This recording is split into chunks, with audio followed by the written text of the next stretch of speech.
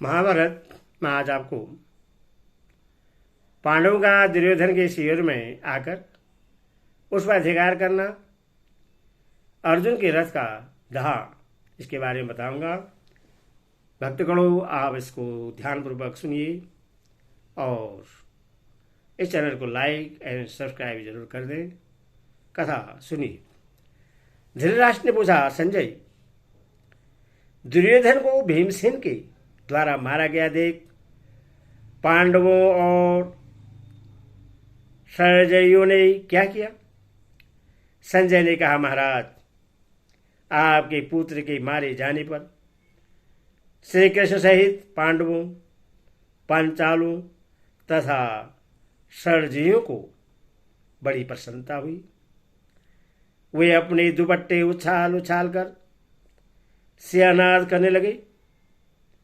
किसी ने धनुष टंकार की तो कोई शंख बजाने लगा। किसी ने ढिढोरा पीटना शुरू किया। बहु तेरे तो हंसने और खेलने लगे। कुछ लोग भीमसेन से बारंबार यो कहने लगे, दुर्योधन ने गदा युद्ध में बड़ा परिश्रम किया था, उसको मारकर आपने बहुत बड़ा पराक्रम कर दिखाया। भला नाना प्रकार के पैतरे बदलते और सब तरह की मंडलाकार गतियों के चलते हुए सूरवीर दुर्योधन को भीमसेन के सिवा दूसरा कौन मार सकता था? भीम, आपने शत्रु को परास्त करके दुर्योधन का वध करने के कारण इस पृथ्वी पर अपना महान यश फैलाया है। यह बड़ी सौभाग्य की बात है। इस प्रकार जहां तहां कुछ आदमी इकट्ठे होकर भीमसेन की प्रशंसा कर रहे थे, पंचाल और पांडव भी प्रश्न होकर उनके संबंध में अलौकिक बातें सुना रहे थे। उस समय भगवान श्री कृष्ण ने कहा, राजाओं, मरे हुए शत्रु को अपनी कठोर बातों से फिर मारना उचित नहीं है। यह पापी तो उसी समय मर चुका था जब लज्जा को तिलांजलि दे लोभ में फंसा और पापियों की सहायता लेकर हित चाहने वाले सुहृदयों की आज्ञा का उल्लंघन करने लगा। विदुर, द्रोणाचार्य, कृपाचार्य, भीम और सरजयियों ने अनेकों बार अनुरोध किया, तो भी इसने पांडवों को उनकी पैर तक संपत्ति नहीं दी। अब तो यह न मित्र कहने योग्य है और न शत्रु। यह महानीच है, काट के समान जड़ है। इससे वचन रूपी बाणों से बेधने में कोई लाभ नहीं है। सब लोग रथों पर बैठो, अब छावनी में चले। श्री कृष्ण की बात सुनकर सब नरेश अपने अपने शंख बजाते हुए शिविर की ओर चल दिए। आगे आगे पांडव थे। उनके विशेष साथियक धृष्टद्युम्न, श्रीखंडी, द्रौपदी के पुत्र तथा दूसरे धनुधर योद्धा चल रहे थे। सब लोग पहले दुर्योधन की छावनी में गए, जो राजा के न होने से श्रीहीन दिखाई दे रही थी। वहाँ कुछ बुढ़े मंत्री और हिजड़े बैठे हुए थे। बाकी लोग रानियों के साथ राजधानी चले गए थे। पांडवों के पहुंचने पर उनकी सेवा में दुर्योधन के सेवक हाथ जोड़े मैले कपड़े पहने उपस्थित हुए। पांडव भी दुर्योधन की छावनी में जाकर अपने अपने रथों से उतर गए। अंत में श्री कृष्ण ने अर्जुन से कहा, तुम स्वयं उतरकर अपने अक्ष तरकस और धनुष को भी रथ से उतार लो, इसके बाद मैं उतरूंगा। ऐसा करने में ही तुम्हारी भलाई है। अर्जुन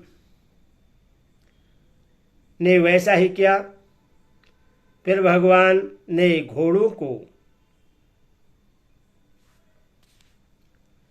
की बागडोर छोड़ दी और स्वयं भी रथ से उतर पड़े। समस्त प्राणियों के ईश्वर श्री कृष्ण के उतरते ही उस रथ पर बैठा हुआ दिव्य कवि अंतर्ध्यान हो गया। फिर वह विशाल रथ जो द्रोणाचार्य और कर्ण के दिव्यास्त्रों से दग्ध सा हो चुका था, बिना आग लगाए ही प्रज्वलित हो उठा। उसके सारे उपकरण, जुआ, धूरी, लगाम और घोड़े सब जलकर खाक हो गए। वह खाक की ढेरी होकर धरती पर बिखर गया। यह देख पांडवों को बड़ा आश्चर्य हुआ। अर्जुन ने हाथ जोड़कर भगवान के चरणों में प्रणाम करके पूछा, गोविंद, यह क्या आश्चर्य घटना हो गई? एकाएक रथ क्यों जल गया? यदि मेरे सुनने योग्य हो तो इसका कारण बतलाइए। श्री कृष्ण ने कहा, अर्जुन, लड़ाई में नाना प्रकार की अस्त्रों के आघात से यह रथ तो पहले ही जल चुका था। सिर मेरे बैठे रहने के कारण भस्म नहीं हुआ था। जब तुम्हारा सारा काम पूरा हो गया है, तब अभी अभी इस रथ को मैंने छोड़ा है, इसीलिए यह अब भस्म हुआ है। यो तो ब्रह्मशस्त्र के तेज से यह पहले ही दग्ध हो चुका था। इसके बाद भगवान ने किंचित मुस्कुराकर राजा युधिष्ठिर को हृदय से ही लगाया और कहा, कुंती नंदन, आपके शत्रु परास्त हुए और आपकी विजय हुई। यह बड़े सौभाग्य की बात है। अर्जुन, भीम, नकुल, सहदेव तथा स्वयं आप इस विनाशकारी संग्राम से कुशल पूर्वक बच गए। यह और भी खुशी की बात है। अब आपको आगे क्या करना है, इसका शीघ्र विचार कीजिए।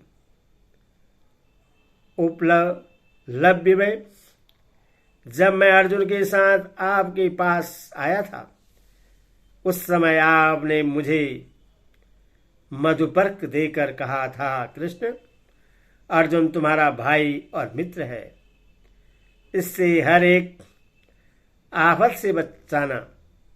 उस दिन मैंने हाँ कहकर आपकी आज्ञा स्वीकार की थी। आपके उस अर्जुन की मैंने हर तरह से रक्षा की है। यह भाइयों से विजय होकर इस रोमांचकारी संग्राम से छुटकारा पा गया। श्री कृष्ण की बात सुनकर धर्मराज युधिष्ठिर को रोमांच आया। वे कहने लगे, जनार्दन, द्रोण और कर्ण ने जिस ब्रह्मशस्त्र का प्रयोग किया था, उससे आपके सिवा दूसरा कौन सह सकता था? वज्रधारी इंद्र भी उसका सामना नहीं कर सकते थे। आपकी कृपा से पतक प्राप्त हुए हैं। अर्जुन ने इस महासमर में कभी पीठ नहीं दिखाई। यह भी आपके ही अनुग्रह का फल है। आपके द्वारा अनेकों बार हमारे कार्य सिद्ध हुए हैं। उपलब्धि में महर्षि व्यास ने मुझसे पहले ही कहा था, जहाँ धर्म है वहाँ श्री कृष्ण है, और जहाँ श्री कृष्ण है वही विजय है। तदनंतर उन सभी वीरों ने आपकी छावनी में घुसकर खजाना, रत्नों की ढेरी तथा भंडार घर पर अधिकार कर लिया। चांदी, सोना, मोती, मणि, अच्छे अच्छे आभूषण, बढ़िया कंबल, मृगचर्म तथा राज्य के बहुत से सामान उनके हाथ लगे। साथ ही असंख्य दास दासियों को भी उन्होंने अपने अधीन किया। महाराज, उस समय आपके अक्षय धन का भंडार पाकर पांडव खुशी के मारे उछल पड़े, किलकारियां मारने लगे। इसके बाद अपने वाहनों को खोलकर वे वहीं विश्राम करने लगे। विश्राम के समय श्री कृष्ण ने कहा, आज की रात में हम लोगों को अपने मंगल के लिए छावनी के बाहर ही रहना चाहिए। बहुत अच्छा कहकर पांडव श्री कृष्ण और साथी के साथ छावनी से बाहर निकल गए। उन्होंने परम पवित्र ओगवती नदी के किनारे वह रात व्यतीत की। उस समय राजा युधिष्ठिर ने समयोचित कर्तव्य का विचार करके कहा, माधव, एक बार क्रोध में भरी हुई गंधारी देवी को शांत करने के लिए आपको हस्तिनापुर जाना चाहिए। यही उचित जान पड़ता है।